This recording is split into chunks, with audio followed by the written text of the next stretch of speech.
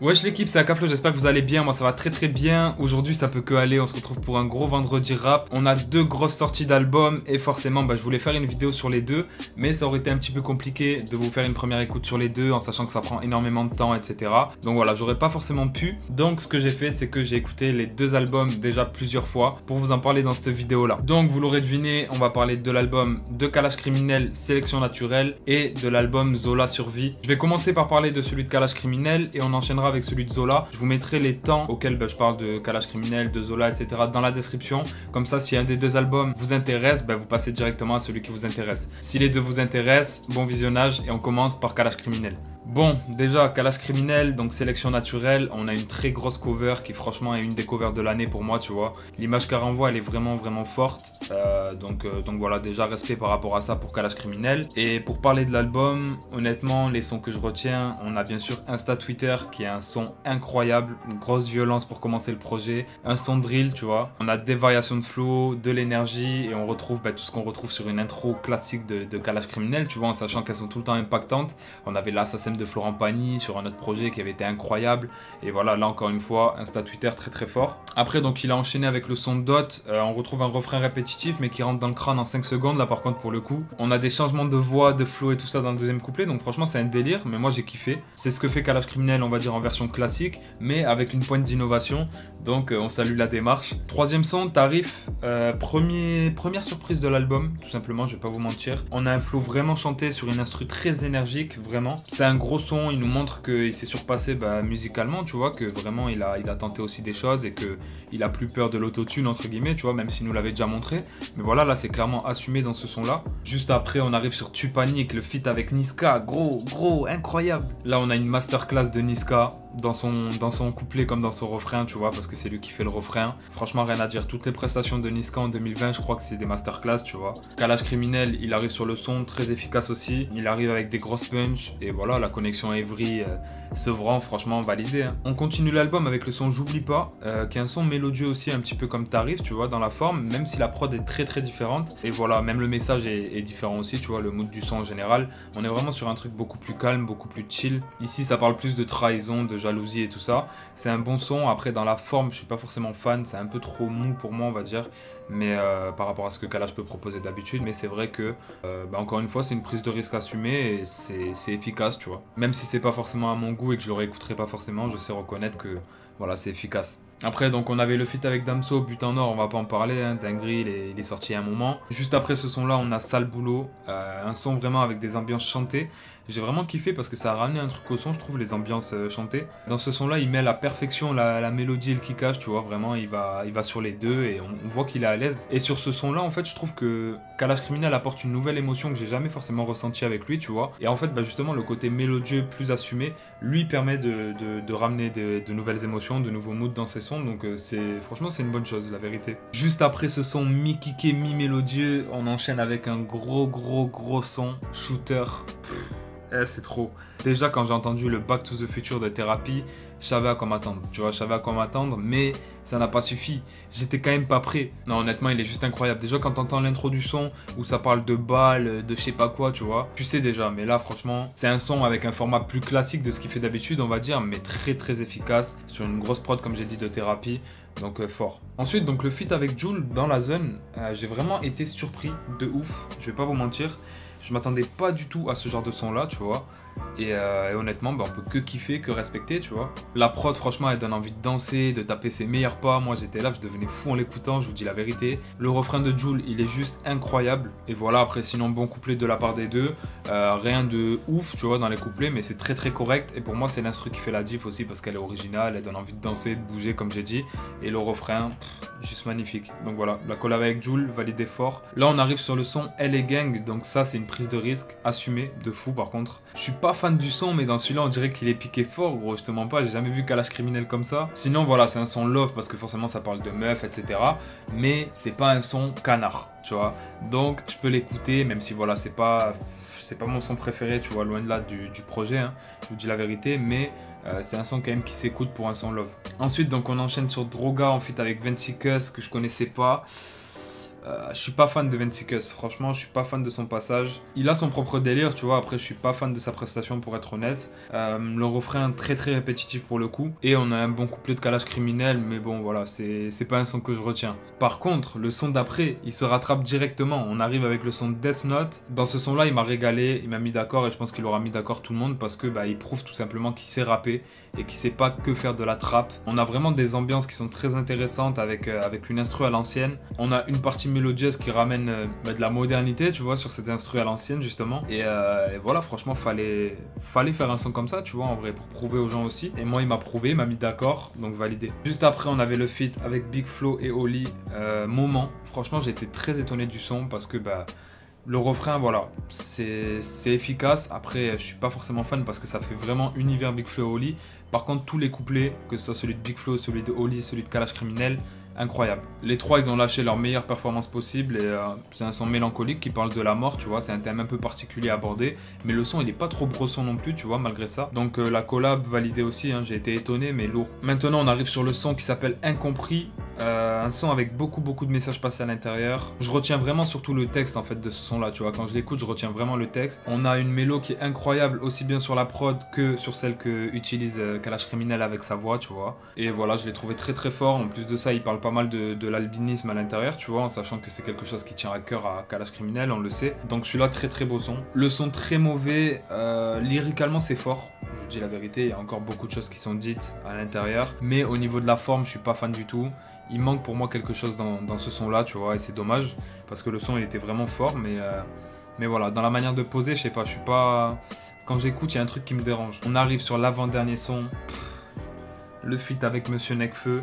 Que dire, franchement, très gros feat. Le son il s'appelle Turn Up, il porte très très bien son nom. On a un refrain crié de Kalash Criminel qui est incroyable. Quand je l'ai écouté, ma tête elle était là, elle bougeait tout seul, tout mon corps il bougeait, je comprenais plus. Par contre, voilà, le couplet de Kalash Criminel est très bon, il n'y a rien à dire, mais celui de Nekfeu, c'est trop, c'est trop. Déjà l'entrée qu'il fait, c'est juste incroyable et il enchaîne, il nous prouve qui il est, tu vois, vraiment il nous prouve et très très fort. C'est rare de voir Nekfeu aussi bresson, tu vois, et ça fait plaisir en vrai. On termine le son par Finish Him, c'est un bon son, tu vois, c'est du Kalash Criminel, on va dire classique encore une fois, mais voilà, il a commencé l'album salement, il le termine salement.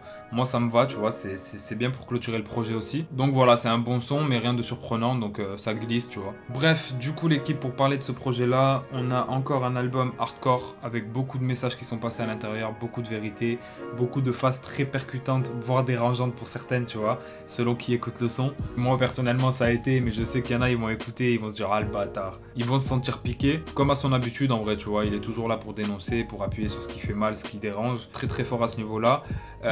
Au niveau de la musicalité, on a vraiment une grosse progression de Kalash Criminel. On a des prises de risques, on a des sons 100% chantés, on en a plus que d'habitude. On a même des sons où il nous a ramené un tout petit peu de mélodie juste dans les refrains ou quoi, et c'est quelque chose qu'on voyait pas forcément avant. Personnellement, je vais vous dire mon point de vue, je sais qu'il y en a qui vont dire il part en couille, il y a trop de mélodies, etc. Je vous dis mon point de vue, je pense que c'est bien pour éviter que les gens justement lui disent que c'est tout le temps pareil, Kalash Criminel c'est tout le temps ça, tu vois. Et voilà, c'est comme ça aussi qu'il peut faire ressentir de nouvelles émotions, de nouveaux moods sur des sons. Et tu vois ce que je veux dire, s'il kick tout le temps de la même manière, forcément frère, les sons ça va être les mêmes, tu vois, il y aura tout le temps la même énergie. Donc voilà, moi je pense que c'était important pour sa discographie, pour éviter qu'il y ait trop de ressemblances avec le temps. Je trouve qu'il a pas abusé non plus de la mélodie en faisant des trucs vraiment chauds, tu vois. Pour moi l'album il est réussi, très très fort. Les feats qui ont été choisis, ils ont été très bien choisis, et en plus de ça, il a ramené des personnes vraiment avec des univers différents. Donc voilà, je trouve qu'il y a de la diversité au niveau des feats, c'est pas forcément ce que tu t'attends à voir, et au final c'est bien, parce que tous les sons m'ont surpris en positif quasiment. On sent qu'il y a vraiment eu du travail, tu vois, que c'est pas pour rigoler, qu'il y a vraiment eu du gros travail derrière. Et même au niveau du choix des prods, je les trouve vraiment très très complètes. On en a pas trop qui se ressemblent. Elles sont assez différentes, pour certaines même originales, tu vois. Donc franchement, gros big up à Kalash Criminel, le taf a été fait. Moi, si je devais lui mettre une note, je pense que franchement, je lui mettrais un 17,5 sur 20 à ce projet-là. Donc voilà l'équipe, n'hésitez pas à me donner vous aussi votre avis en commentaire. Maintenant, on va passer à Zola. Donc j'espère que vous êtes prêts. Zola survie, on en parle maintenant. Pour Zola, au niveau de la cover, on a une cover assez classique en vrai, tu vois, mais qui est efficace, où on voit Zola dedans. voilà, avec un effet miroir, etc. Enfin, c'est même pas un effet, c'est qu'il y avait un miroir derrière, tout simplement. Donc franchement, elle est belle. On va commencer du coup, en parlant du projet, par le son qui s'appelle Le Sauveur, qui est le son qui introduit l'album. Dans ce son-là, ce qui m'a surtout marqué quand je l'ai écouté, c'est qu'on voit que c'est beaucoup plus travaillé déjà que le précédent projet, Cicatrice. Sur tous les éléments, je ressens une évolution, tu vois, que ce soit le mix, sa manière de poser, le texte, etc.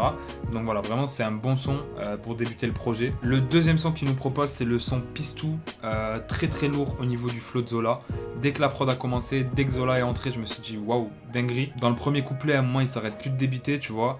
Mais par contre, quand tu arrives vers la moitié, voire la fin du son, vraiment, je trouve qu'il manque un truc dans la prod, tu vois. La prod, elle est très très lourde, même niveau basse et tout, ça tape comme il faut. Mais elle est beaucoup trop plate, en fait, et monotone dans le son, tu vois. Genre, tu t'ennuies au bout d'un moment. Donc vraiment, ce son-là, je reste un peu sur ma faim parce que c'est dommage. Le son, il est très très lourd, mais du coup, à cause de la prod, pour moi, c'est un bon son, mais sans plus, tu vois. Il enchaîne donc la tracklist avec le son Papillon, un son qui résume clairement qu'il a step up, hein, on le voit dans ce son là, tu vois. C'est trop lourd, on a de la mélo et du kickage qui est bien géré. Ce son là pour moi c'est une masterclass en fait, il nous montre clairement qu'il est à l'aise et qu'il est confiant, tu vois. Que ça y est, les statuts ont changé, frérot. On continue avec le son Ma Jolie en feat avec Leto. Les deux sont très à l'aise en mélo, ils nous le montrent sur le son. C'est un son qui est plus ouvert, franchement ça passe, tu vois. Après c'est pas un son que je retiens, en vrai de vrai. On enchaîne avec le son TLMA, un son vraiment bien bresson dans le délire de Zola de base. Forcément kiffant même si c'est pas surprenant, le son il est très très lourd. Juste après on a Wow qui arrive, bon on va pas en parler, hein, sorti depuis très longtemps, grosse dinguerie aussi. Juste après Wow on a le son Madame,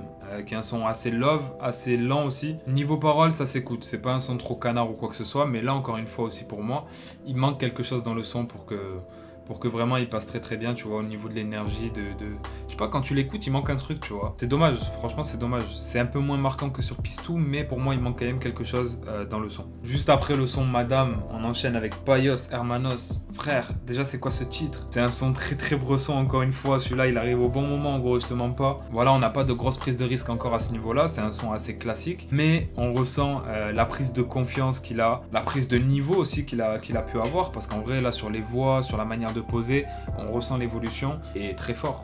Honnêtement, ce son-là, c'est trop. On continue l'album avec 9-1-1-3 en feat avec SCH. Ce son il m'a matrixé, quand je l'ai écouté je me suis dit wesh, ils sont trop forts, tu vois. On a une belle prod dans le son qui est assez originale en plus, qui sonne à la fois club et trap. On a deux gros couplets et franchement le refrain il m'a matrixé comme j'ai dit, donc la connexion incroyable, hein. Juste après le son Bro Bro arrive, bon on l'a déjà écouté, il est déjà sorti, on a déjà parlé de ce son là, dinguerie. Donc on passe directement au son Moula, qui est un son un petit peu prise de risque et qui m'a surpris parce que pour moi je me suis dit, dès que je l'ai écouté, je me suis dit c'est un son qu'il aurait pas osé faire à l'ancienne, tu vois, à l'époque de Cicatrice.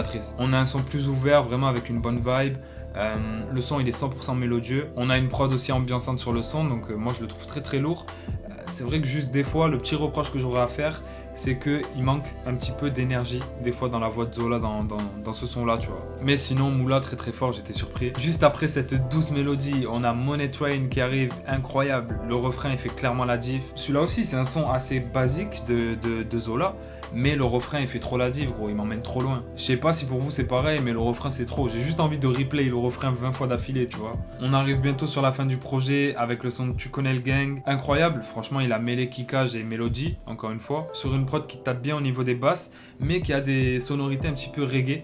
Donc j'ai kiffé ce mix trap reggae. On passe à l'avant-dernier son qui s'appelle Cache Cache. On a un bon son, mélodieux et kické. C'est un son normal avec des variations, etc. Mais malgré ces variations-là, je sais pas, quand je l'écoute, je m'ennuie un petit peu, tu vois. Donc c'est un bon son, mais que je retiens pas forcément. Et on clôture le projet avec le son Les Puristes, instru incroyable. J'aime bien sa manière de poser, même si encore une fois là on n'a pas quelque chose d'innovant de fou. Mais le son est très efficace, il dégage une bonne énergie.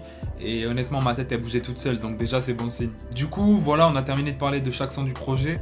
Si je devais vous dire un petit mot sur ce projet là, je trouve qu'on retrouve clairement un Zola classique, on va dire, tu vois, qui nous dépayse pas, mais qui a step up. C'est-à-dire qu'on n'a pas énormément de prises de risque, mais les prises de risque qui sont faites, elles sont bien faites. On a un peu plus de mélodie, mais dès qu'il utilise la mélodie, c'est plus assumé qu'avant. C'est plus assumé, c'est plus poussé, et voilà. Tu sens qu'il est plus confiant en fait que sur le projet Cicatrice. Et plus à l'aise aussi, c'est normal, il y a du temps qui s'est écoulé. Sinon, il reste sur sa ligne conductrice. Donc voilà, que ce soit au niveau des flows, mélodies, l'utilisation même de sa voix. Rien à dire. C'est dommage que sur quelques sons, par contre, voilà, il y ait un côté un petit peu plat ou qu'il manque quelque chose. Sur certains sons, j'ai eu cette impression-là. Et c'est bizarre, c'est dommage, tu vois. Mais pour résumer, c'est un bon projet dans la continuité de Cicatrice. Donc, gros taf réalisé de la part de Zola et son équipe. Si je devais lui mettre une note, vu qu'il y a des sons qui étaient un petit peu plats et pour moi où il manquait quelque chose, je mettrais la note de 16 sur 20. Et voilà, en tout cas, gros big up à Zola et à toute son équipe. Bref l'équipe, du coup la vidéo va toucher à sa fin. N'hésitez pas à bombarder de likes, à commenter en me disant votre projet préféré des deux et la note que vous mettez à chaque projet sur 20. Et puis voilà, on va se laisser là. N'hésitez pas à venir me suivre sur tous les réseaux juste en bas, vous abonner, activer la cloche. Et puis nous, on se dit à très bientôt pour une nouvelle vidéo. Ciao l'équipe.